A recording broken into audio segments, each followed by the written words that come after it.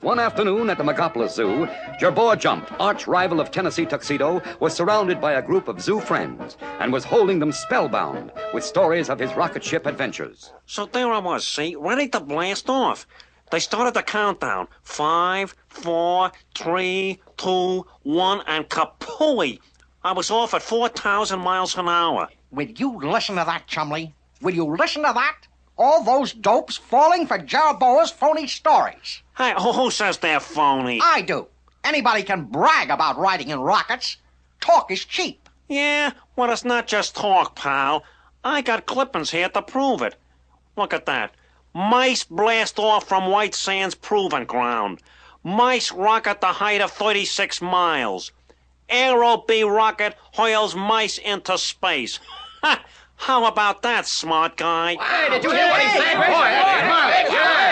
But how do we know that's you? Huh? Tell me that.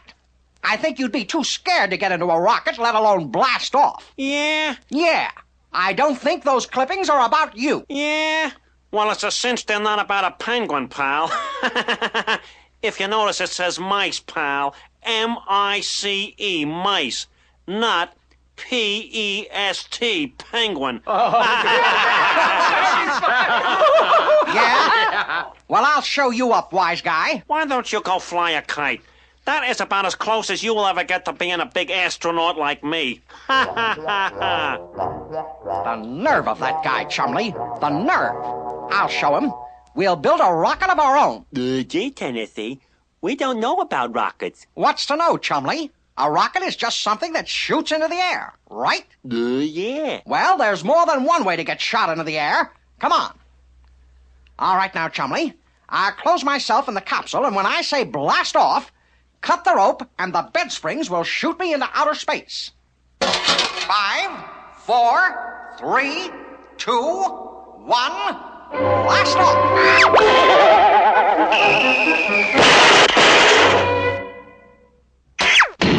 Gee, Tennessee, how's everything up on the moon? Never mind, Chumley, never mind. All we need is more power. Now, let me think. I've got it. Air pressure. I'll pop into orbit like a champagne cork. All right, Chumley. Pump.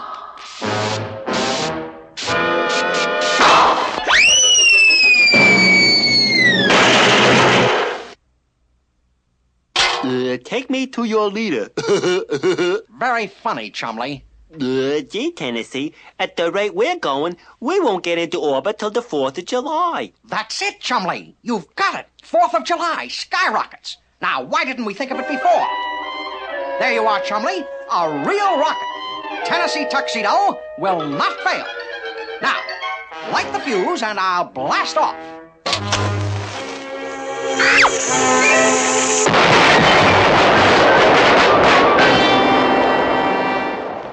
Some blast off. Yeah, all blast and no off. Chumley, I think it's time to go see Mr. Whoopi. He'll tell us all about rockets, and then we can show up that Jerboa. We'll use escape plan number 1212. Now, you go get the springboard while I get the umbrellas. Okay, Tennessee. The board's all set up. Okay, I'll just test it to see if it has enough spring. Not quite enough, Chumley. You'll have to move the sawhorse back a little bit. Okay, Tennessee. But first I gotta take off the springboard. Chumley! But at last, all was ready for the escape. All right, Chumley. I'll go first.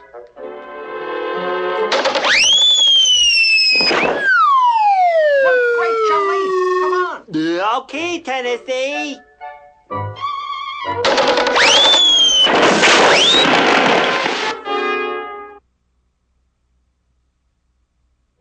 And so a short time later, our two heroes were sitting in the office of Phineas J. Whoopi, the man with all the answers. Rockets, eh? Well, put all your money in rockets, my boy, because they're going up. You get it? Yes. But I think we can find out something about them. Now, where did I put that three-dimensional blackboard? Oh, here it is. Rockets began about 700 years ago in China. The Chinese who invented gunpowder found that if they put the powder in a paper tube and blocked both ends, They got a firecracker. They found the firecrackers very amusing. Then one day, someone forgot to plug up one end of the firecrackers, and instead of exploding, it went... And whoopee! The rocket was born. Soon they found out that if they fastened a long stick to the back of the rocket, it would go in a straight line. But one ambitious gentleman fastened a number of rockets to his sedan chair in an effort to become the first astronaut. What happened? I know what happened. Precisely, my boy. It was a very short flight to nowhere. But gee, Mr. Whoopi, what does make a rocket go? Everybody knows that, Chumley. That explosion coming out of the rear of the rocket pushes against the air and the rocket goes. Right, Mr. Whoopi? Wrong, Tennessee. The air has nothing to do with it. In fact, it works much better in space where there is no air to resist it. That's because it uses Isaac Newton's third law of motion. Law of motion? Yes. The law says that for every action, there is an equal and opposite reaction. Here, let me show you. Have you ever seen how a man stepping from a boat to the dock pushes the boat away at the same time? This is the action. Man toward dock. This is the reaction. Boat away from dock. Action, reaction. What has that got to do with a rocket? Well, let's look inside a rocket. When the fuel burns, it expands and has to rush out here. The action in this direction creates a reaction in this direction against the front wall of the rocket, which naturally pushes the rocket along. Action, reaction. Great. Let's go. How much do you think it would cost to build a rocket big enough for Chumley and me? Oh, millions, my boy, millions. Gee, Tennessee, we haven't even got 10 cents. I know it, Chumley. Well, what are we going to do to show up that Jerboa? Well, I know how to take care of braggarts like Jerboa. I have an old friend over at the amusement park who might be able to supply just the kind of rocket you need. Let's go over and see. And the next morning, back at the zoo, Tennessee and Chumley were hard at work on a very strange contraption and attracting a large crowd of interested spectators. All finished, Tennessee. Good, Chumley. This ought to take care of Jerboa. What is it, Tennessee, huh? What is it, huh? It's a rocket, Yak. Oh, a rocket? Yep, I'll start it up. All right, step right up, folks, and feast your eyes on a genuine rocket ride straight from the world's largest amusement park. The thrill of a lifetime, folks, and it's free. Hey, let me go.